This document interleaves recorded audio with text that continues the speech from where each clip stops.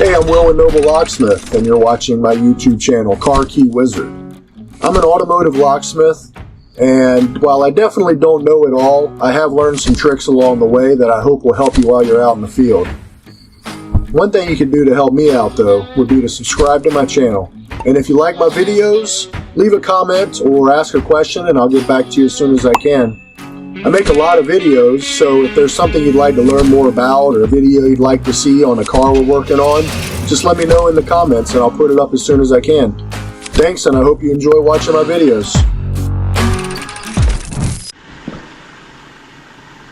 Alright, we're on a 2010 Toyota Corolla. I popped the driver's door cylinder out. Key code's right there. Cut the key. Now on these, if there is a door lock cylinder on the passenger side, it's going to be on that one. If it's only the driver, it's going to be the driver's side. So always check the passenger, because you will pull the driver's side out, not see a code, and then realize it's on the passenger side. So just check and see if you do have a lock cylinder on there, and if so, that's where it's at. And this is going to be all keys lost.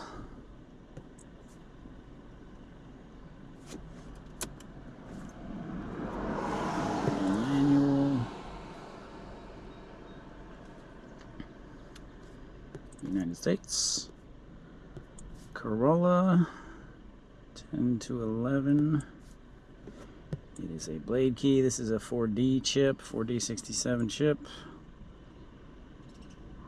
and it is hot. Let's roll the windows down so I can breathe. Alright, we're going to go into the control unit. Immobilizer, 4D67 rather than H. Quick reset, yay. So we have no keys. On Toyota, you have to have a working key to be able to do add. We're going to do the quick reset and then just add a key back in. This will clear all keys. You'll need at least 2 keys. That is not true.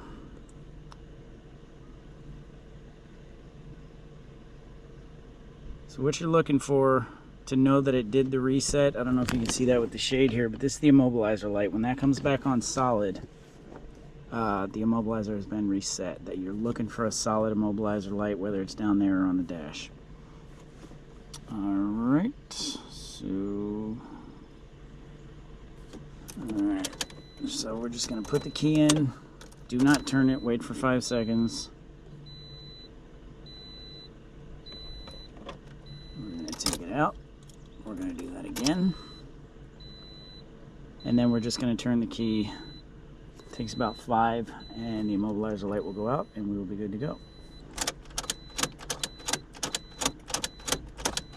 Immobilizer light went out. Like I said, I'm not sure you can see that down there, but it's down here by the passenger airbag light.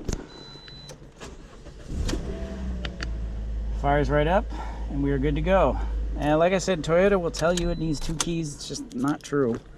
I did it for the learning 2 keys option. I just did it as if it were 2 keys. Take one out, put the other one back in, or take my one out, put the other one back in, and then just switch, just go to the last step, which is turning it on and off 5 times, and you really don't need to, but we're all set here.